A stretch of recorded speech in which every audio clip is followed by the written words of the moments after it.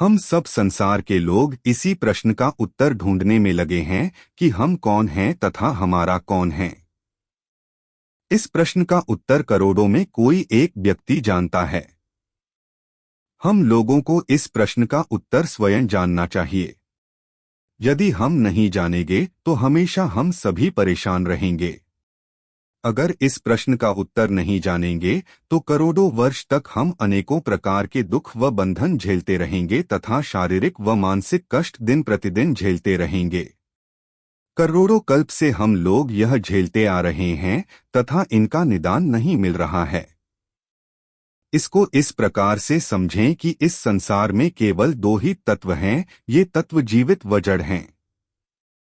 इन्हीं दो तत्वों में एक जड़ है तथा दूसरा चेतन है।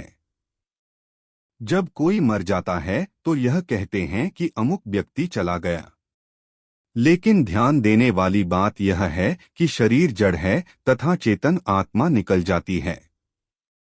शरीर से हमें यह ज्ञान हो गया कि यह शरीर जड़ है तथा आत्मा चेतन है, क्योंकि मरने के बाद शरीर यहीं रहता है। पृथ्वी का सबसे बड़े मूर्ख हम ही हैं, क्योंकि हमने इस शरीर को ही अपना समझ रखा है। लोग कहते हैं कि मेरा बाप माँ पति चला गया। हम लोग इतने बड़े मूर्ख हैं कि शरीर को हम अपना मान लेते हैं, जबकि मरने के बाद यह शरीर यहीं पड़ा रहता है तथा मरने के बाद यह शरीर सड़ता रहता है। यह विषय एक सोचनीय विषय है। जो जीव शरीर छोड़ गया वही तो मैं है। जब यह जीव शरीर छोड़ता है तो अपने साथ मन, बुद्धि व शरीर अर्थात सूक्ष्म शरीर अपने साथ लेकर जाता है। उदाहरण के लिए, जब आप ना सपना देखते हैं तो अपने में अनेक प्रकार की चीजें देखते हैं। जब कभी महाप्रलय होता है तो सूक्ष्म शरीर ही हमारे साथ जाता है। यदि आप अपने आप से कहते हैं कि यह मेरा शरीर है, इसका मतलब यह है कि मेरा व शरीर अलग अलग है। जरा इस बात पर थोड़ा सोचो। आत्मा अथवा मैं तो वह तत्व है जिसे आज तक कोई वैज्ञानिक नहीं देख पाया। यह मैं या जीव इतना सूक्ष्म है कि इसे आज तक कोई नहीं देख पाया, नहीं कोई देख सकता है। अब इसको जाना कैसे जा सकता है कि मैं कौन हूँ? केवल भगवान व शब्द प्रमाण ही यह बता सकते हैं कि मैं कौन हूँ। शब्द का प्रमाण दो प्रकार को होता है, जो दो प्रकार का होता है। वेद नित्य है अर्थात अनादि है।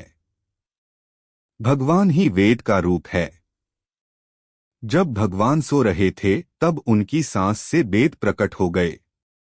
ब्रह्मा जी ने हजारों वर्ष वेदों को समझने का प्रयास किया, परंतु समझ नहीं पाए। तब भगवान ने कृपा करके उन्हें वेद का मतलब समझाया। अब एक प्रश्न उठता है कि हम भगवान को क्यों नहीं देख सकते हैं? इस प्रश्न को सीधा उत्तर है कि हम इन माया की बनी बुद्धि व मन से उस ईश्वर को नहीं देख सकते, क्योंकि भगवान दिव्य है। इस प्रकार से तीन तत्व अनादि है। ये तीन तत्व माया, जीव व ब्रह्म ही है। जरा सोच के देखो कि अर्जुन ने हजारों मर्डर किए परंतु उन्हें कोई पाप नहीं लगा, क्यों? इसका उत्तर यह है कि अर्जुन का मन केवल भगवान श्री कृष्ण के पास था। कहने का मतलब यह है कि इस संसार में कुछ भी करो, लेकिन मन निरंतर भगवान में ही होना चाहिए।